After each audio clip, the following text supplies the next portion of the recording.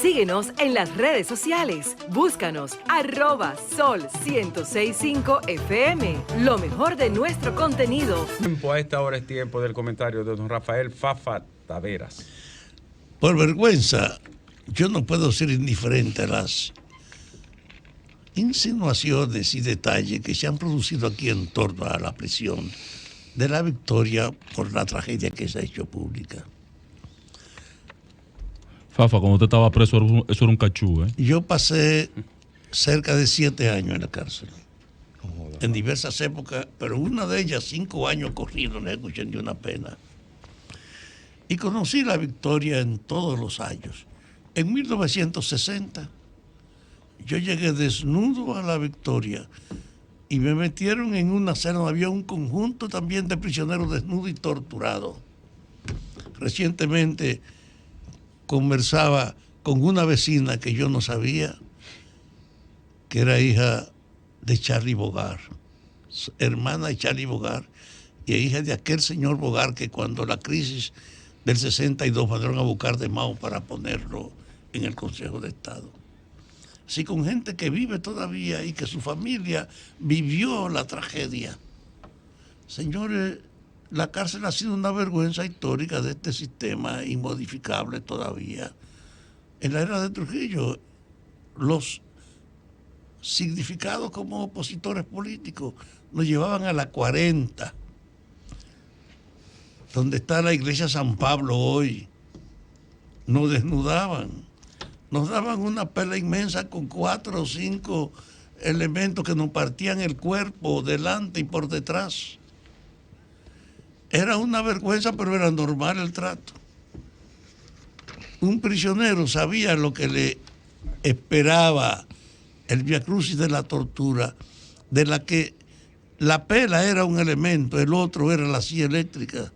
Y además de la silla eléctrica, el otro era un proceso más perturbador, con una pila de focos, 8 pilas, te daban una descarga que le daban a los bueyes cuando se paraban y no querían seguir.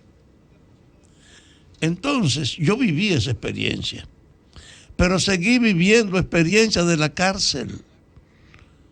Ya muerto Trujillo, estuve en la prisión con Balaguer, el equivalente a 6 años, 2 de 6 y 1 de 5 años. Y mire, siempre fue característico. La cárcel era un desafío para los carceleros. Usted se imagina que un policía ganando 10,000 pesos,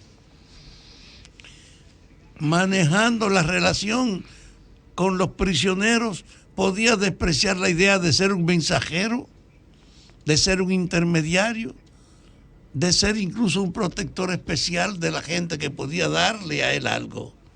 Es decir, era una legalización del soborno, el deterioro de la cárcel. La comida de la prisión era impresentable. Y las camitas que habían eran insuficientes. Y además no había atención para los que no tenían familia y no recibían visitas. Muchos de ellos desnudos, durmiendo en el suelo. Y en medio de eso, cuando iba un rico a la cárcel, usted veía la diferencia de que ese tenía la protección de todo el personal, de que para dormir tenía la protección de hacerlo fuera de la celda, de hasta salían con él a cumplir alguna misión. Era un factor de la diferenciación profunda entre el rico prisionero y el infeliz sin horizonte que caía. Pero el policía era un agente donde su servicio estaba condicionado o no por el favorecimiento. Usted no puede, cuando habla de la degradación de la cárcel, pasar por alto que era en primer lugar una degradación para los propios agentes de la policía, una vergüenza para los propios agentes de la policía de la cárcel, porque no hay ningún especialismo ni nada para un hombre que tiene que pasar a veces la noche cuidando a los otros o el día cuando lo mandan al tribunal y él no tener por sí mismo con qué ni siquiera comprar cigarrillos. Era una vergüenza el trato a la policía y una provocación. Y desde ese punto de vista usted no podía creer que la cárcel podía ser un centro distinto al de que es para el que puede pagar. Y para el que no podía pagar la cárcel era una desgracia en todos los órdenes. Allá iban generales. Yo convivía ahí con coroneles de mucha importancia y de mucha trascendencia. Y ellos lo que hacían simplemente era atenerse a lo que heredaban. Los presos que eran controlados por los policías, las exigencias de ellos y el trato sin ninguna consideración a los infelices, porque yo nunca le vi dando una pela en la cárcel a un rico preso. Eran una tortura para ellos. Esa degradación de la cárcel parecía natural. En la era de Trujillo y de Balaguer parecía natural. La Victoria la hicieron para 800 personas y en un tiempo en que yo estuve vimos como 5,000. ¿Dónde lo metían? Y había una capilla para que algunos religiosos fueran a consolar a los infelices. Y había un día de visita donde la gente que tenía parientes le llevaba algo y estaban abiertos. Pero en el fondo la cárcel ha sido una vergüenza permanentemente en esta sociedad. Primero por la aglomeración, segundo por la estructura y tercero porque no hay ninguna asistencia para ayudar a fortalecer la voluntad de rectificación de los detenidos. Y porque la pena tiene que ver con las condiciones materiales del condenado. Porque el que puede pagar hasta lo sacan del penal. Y usted lo miraba ya que nunca estaban en una cárcel ni en el patio de la cárcel, estaban en la casa de guardia, ahí con los policías, los ricos. Allá había por razones ideológicas algún procedimiento, pero en el fondo todo era en función de quién puede pagar la atención. Y era natural que los policías también se la buscaban en función de que era una necesidad que ellos no se dejaran caer. Por lo tanto, la cárcel ha sido algo que ha estado como expresión del deterioro y de la injusticia imperante en este país. Ahora, a propósito de lo que ha pasado en La Victoria y de una inversión disque para hacer una cárcel que mejore la situación de los presos, lo que se ha cometido es uno de los robos más grandes que se ha hecho en construcción. Una vergüenza.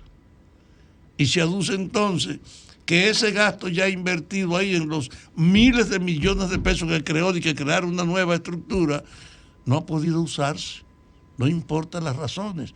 El problema es que no ha habido interés de verdad en tratar de darse cuenta que la cárcel es una vergüenza, que necesita ser abordada su modificación a fondo, desde facilitarle condiciones de existencia aceptable al preso, de mejorarle la condición al policía para que no tenga que someterse al negocio con cualquiera y de darle hasta la atención médica.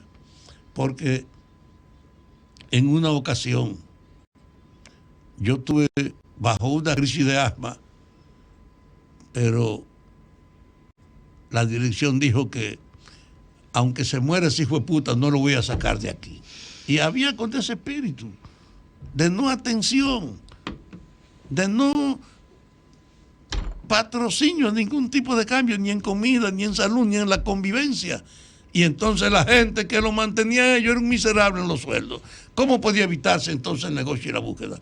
Yo le dije ahorita que era tan grande la degradación que en un momento de eso, en lo que uno estaba preso y que pensamos en una conspiración, en una alzada, yo logré que un policía me llevara un revólver a mi celda y además una barra de C4 y la tuve como 5 semanas bajo mi control, esperando a ver si se presentaba lo que uno quería. Y ese era en mi caso, una gente condicionada en forma negativa para el policía.